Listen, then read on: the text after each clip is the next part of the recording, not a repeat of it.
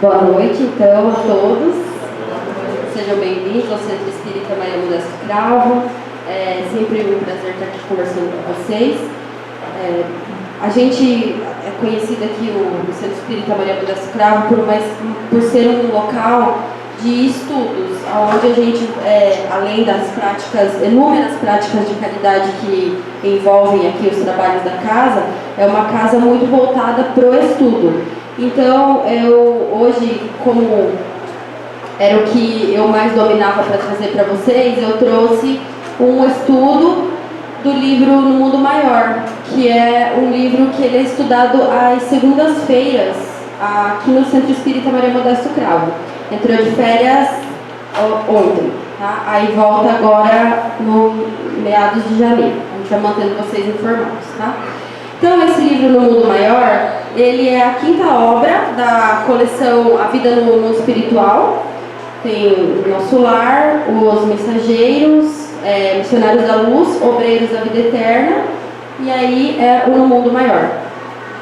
A prece inicial, parece que a pessoa só pega o livro e abre aqui para falar para vocês, mas a prece que a Jônia leu tem tudo a ver com o que eu vou tratar. Então a gente sabe que sempre tem um apoio ali da equipe espiritual para escolher a prece que se encaixa perfeitamente com o tema de hoje. Esse livro, ele tem 20 capítulos, tá? Claro que eu não vou falar de todos eles para vocês aqui hoje, porque ia ficar muito atropelado e a gente não ia conseguir tirar a essência maior do livro. E tem alunos aqui também, a gente andou fazendo a recapitulação do livro, então também, em respeito a essas pessoas que acompanharam ontem, tudinho, né? Hoje a gente vai falar só dos capítulos iniciais. Porém, eu não tenho como deixar de falar qual que é o tema central desse livro. Ele trata da desconexão do ser com ele mesmo e consequentemente com a sociedade, com os outros. Então, muitas vezes, quando nós procuramos fugir das nossas responsabilidades, quando a gente não quer assumir o que de fato o que a nossa consciência entende como aquilo que a gente deve fazer, ocorre uma desconexão. E isso, ao longo de repetidas atitudes, de repetidas ações, de abaixar o padrão mental, isso leva a consequências muito graves. E essa desconexão, na maioria dos casos, ela gera processos de loucura, tá? O livro, a capa nova é essa aqui, ó, No Mundo Maior, tá? Então aqui ele vai falar de suicídio, aborto, epilepsia, mongolismo, alienação mental, desequilíbrios do sexo, esquizofrenia, psicose. Vários temas, né? O capítulo que eu peguei pra gente conversar hoje é a partir do capítulo 3, que é a casa mental. Dr. Décio tem um livro sobre esse capítulo e o próximo, que chama O Cérebro Triuno, também interessantíssimo. Quem quiser estar pesquisando aí para ler, tem palestra lá no canal do Maria Modesto Cravo dele falando desse livro, tá? Então procurem também, que vocês vão gostar. E aí, por que eu trouxe isso aqui? Porque esse livro, ele traz para nós uma ideia de que a gente tem 3 níveis da casa mental. O que seria isso? Vou explicar para vocês direitinho. Então, a gente tem o porão da nossa casa mental, que é onde fica os hábitos que nós temos e o automatismo. São as coisas que a gente já viveu, pequenas atitudes, aquilo que está no passado. Tem gente que pode chamar de subconsciente, tem gente que chama de inconsciente, isso não vem muito ao caso. O que importa é que lá está armazenado grande parte da nossa memória, de coisas que nós vivemos e da a forma como a gente interpretou aquelas vivências. Tudo fica guardado lá. Aí nós temos um segundo nível da casa mental aqui, que é o presente, então aqui seria o passado inconsciente, o segundo nível seria o presente e o consciente, que é o aqui, agora, onde eu coloco meu esforço, minha vontade, são as ações motoras que eu tenho. E o nível mais de cima aqui da casa mental, que seria o futuro ou superconsciente, que são os ideais e as metas que eu tenho. Então vamos lá colocar isso em prática, porque senão vai fazer o menor sentido, né? Na cabeça de quem não leu o livro. Então assim, eu, Mônica, tenho hábitos, comportamentos condicionados, que eu repito muitas vezes, que são hábitos que eu tenho ao longo do dia, coisas que eu faço de forma automática. Mas também tem coisas que eu faço ao longo do meu dia que são no sentido de eu construir algo aqui no presente, ações, eu vou trabalhar, então no meu trabalho eu tenho coisas a fazer lá, e assim por diante. E o terceiro nível da casa mental é aquele momento que eu me conecto comigo mesmo de uma forma mais profunda e com assim, aquilo que eu tenho como ideal, com os bons espíritos, através da prece, da oração. Todos esses níveis da casa mental, eles são importantes serem vividos juntos.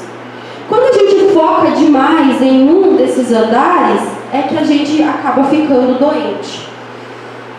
E para vocês entenderem um pouquinho melhor isso, eu trouxe um caso, que eu vou falar só desse caso, que acontece aqui no capítulo 3, 4 e até no capítulo 5, que é o caso do Pedro e do Camilo.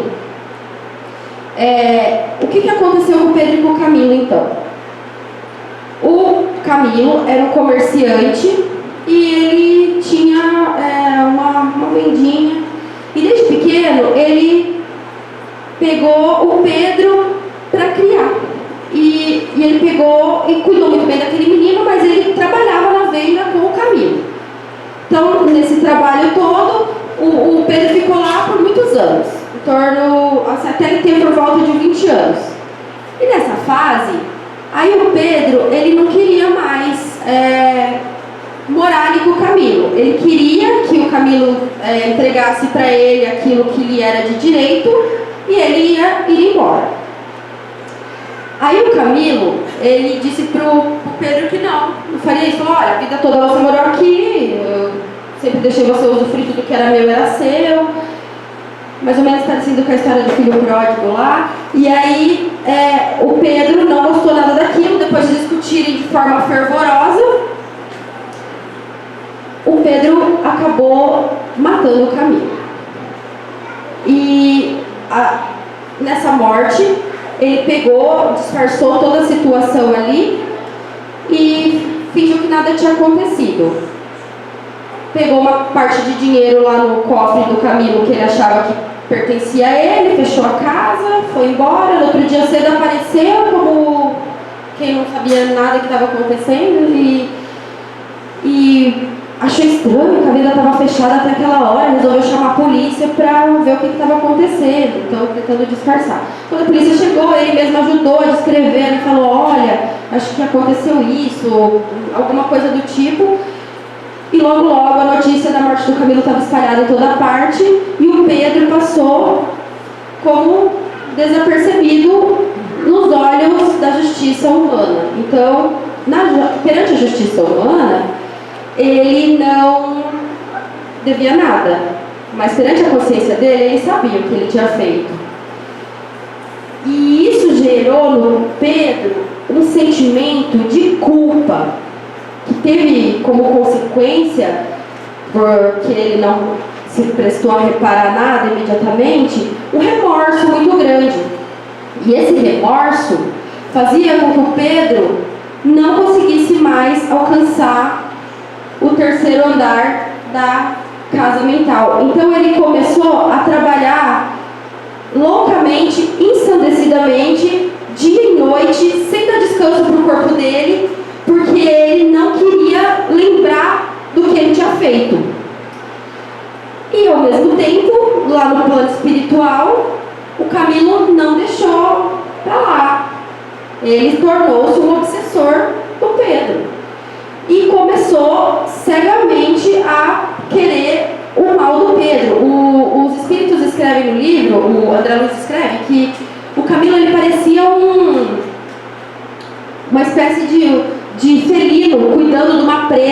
ali no ambiente que o Pedro se encontrava.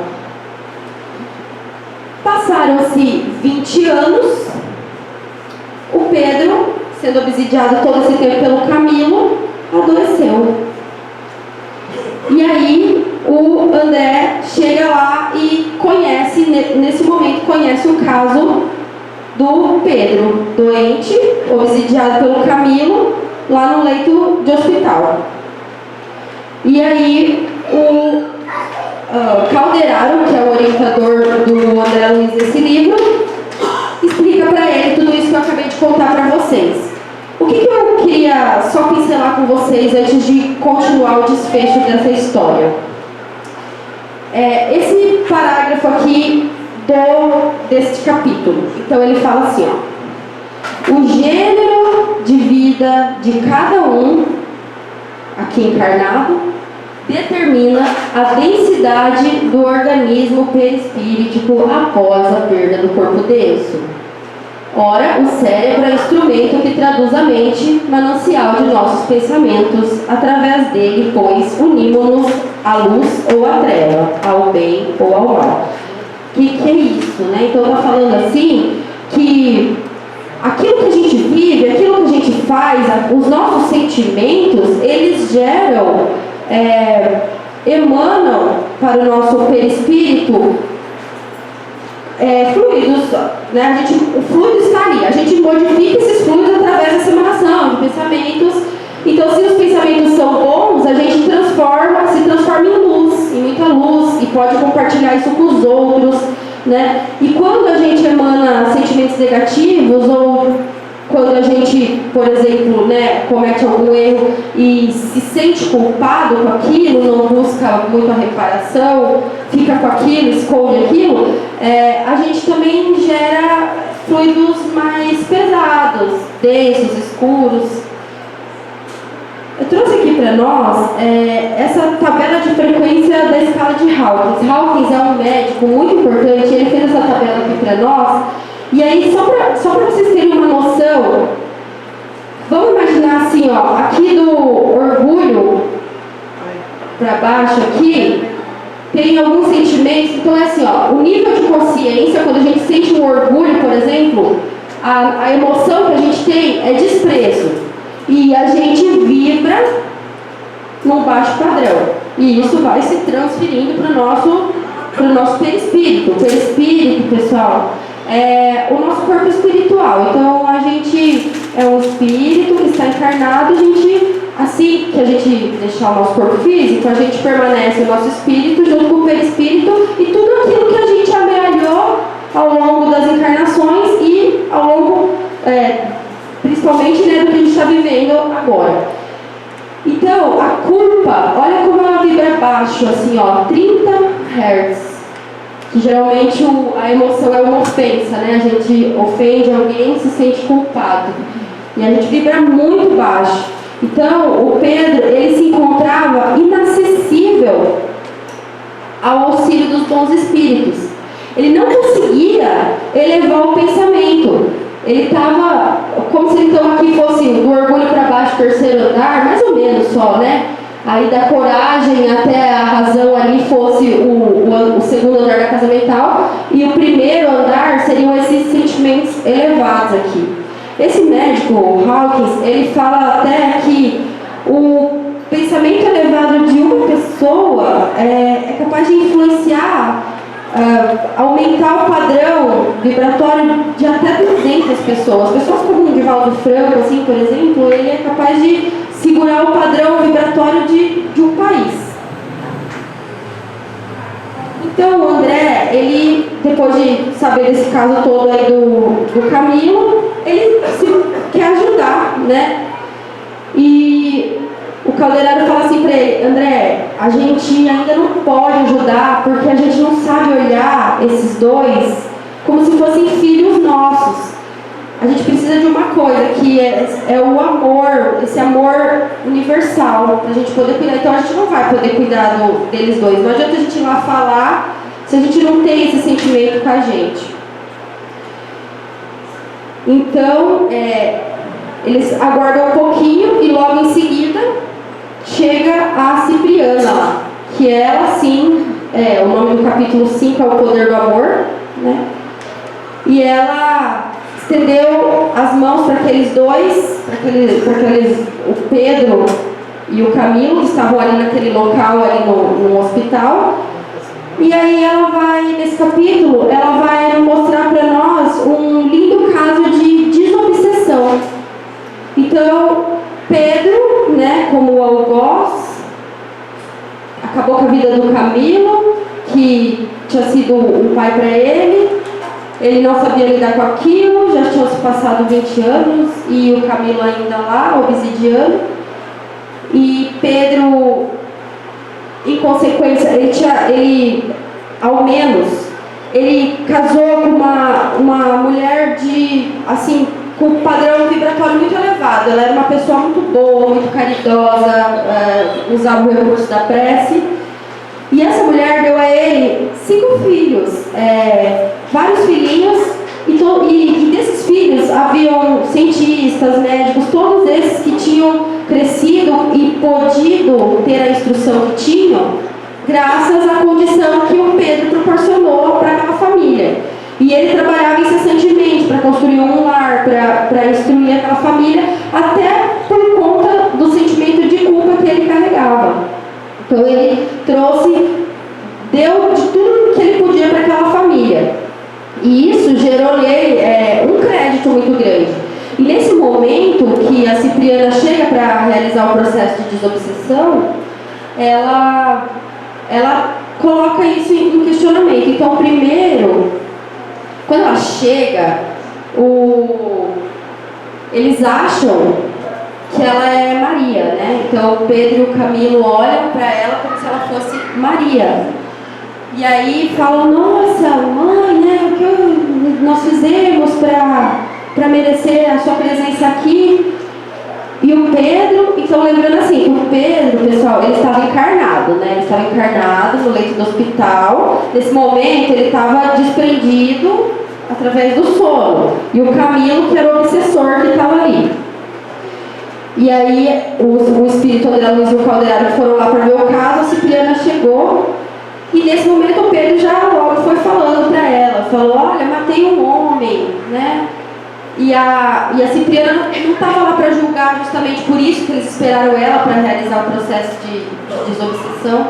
E ela disse: eu sei disso, né? E ela perguntou para ele: Pedro, por que você foi destruir a vida do seu irmão? Para quê, né? Talvez não teria uma outra maneira.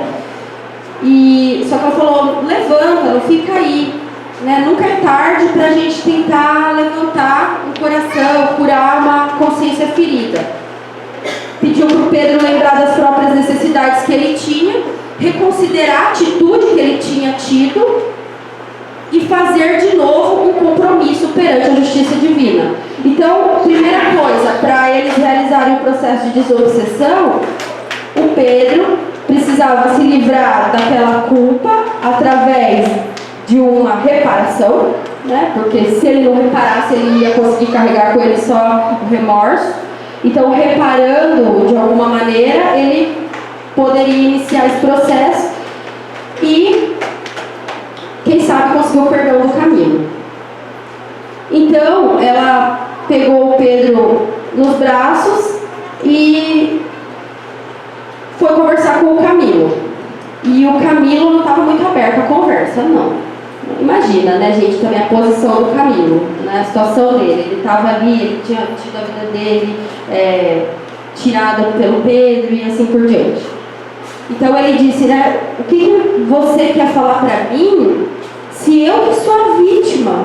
Se fui eu que tive a vida tirada. Então, como que você acha que eu me sinto? Por que você quer que eu deixe ele em paz se ele está aqui numa boa e eu estou aqui sofrendo? E aí é importante a gente parar para pensar nesse momento, porque a posição de vítima, ela é sempre melhor que a posição do algoz, né?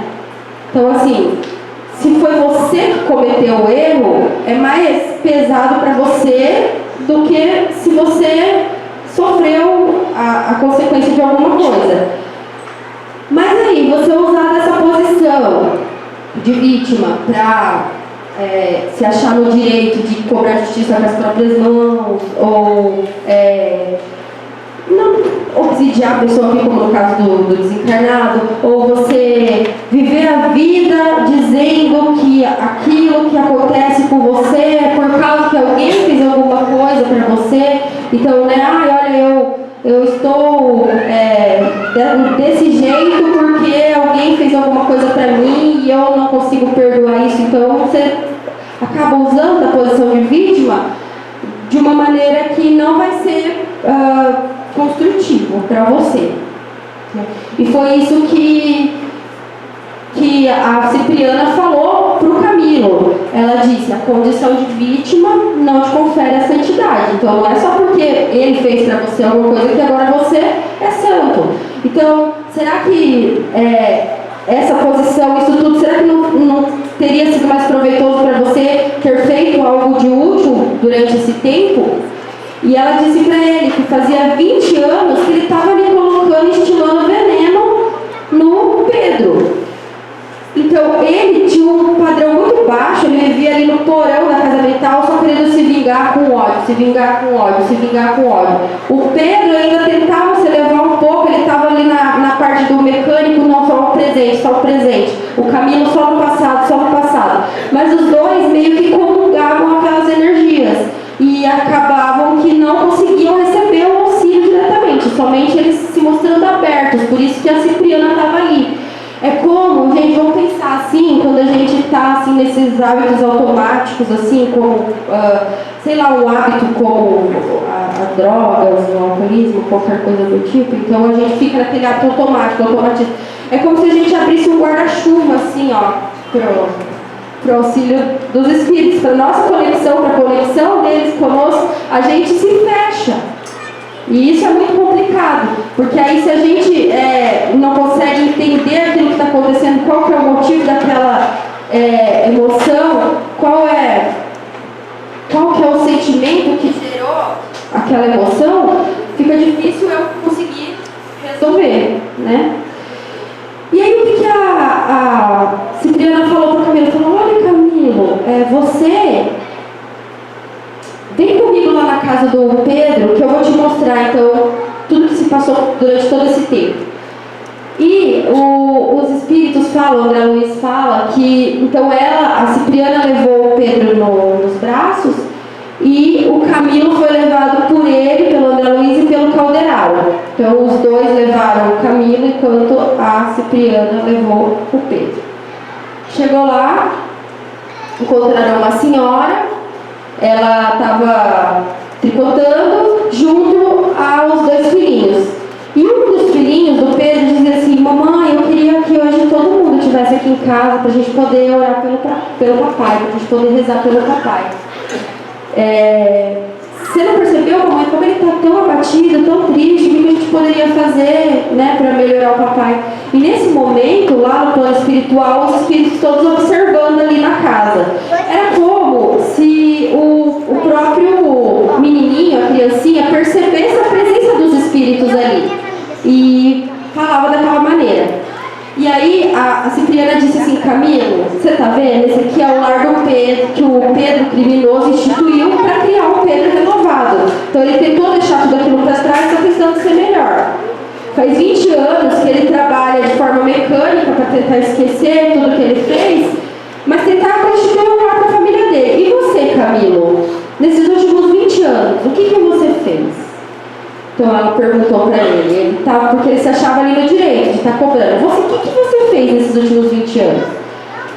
E aí ele se deu conta que realmente ele estava 20 anos sem construir nada de bom para ele, só emanando energias negativas. Ela disse: olha, Camilo, você não pensa que eu também já não passei por dificuldades semelhantes? Eu já sofri muito, também já estive na sua posição, mas eu entendo que só auxiliando, só elevando o pensamento, só focando no bem, no auxílio ao próximo, na melhoria íntima, é que eu consegui me melhorar. E Camilo entendeu e Cipriana conseguiu então auxiliar o Camilo, levou o Camilo para um plano de socorro ali próximo. Pedro estava em vésperas de ficar esquizofrênico por conta de tudo isso ali que estava acontecendo, mas ele não ia ficar, por conta que a família não merecia passar por aquilo, então ele ia acabar passando aquela fase e ia acabar desencarnando sem concluir o processo de desconexão cerebral. Esse e tantos outros casos vocês podem encontrar nesse livro No Mundo Maior.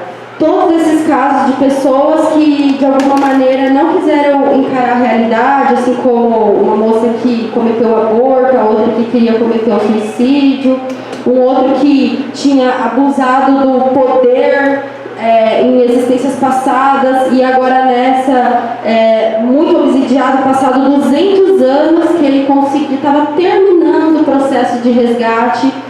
Ele era um paralítico e sofria muito naquela encarnação, mas já estava terminando o processo de resgate. Tinham apenas 2 obsessores de centenas que o seguiam nos últimos 200 anos, então ele já estava muito bem.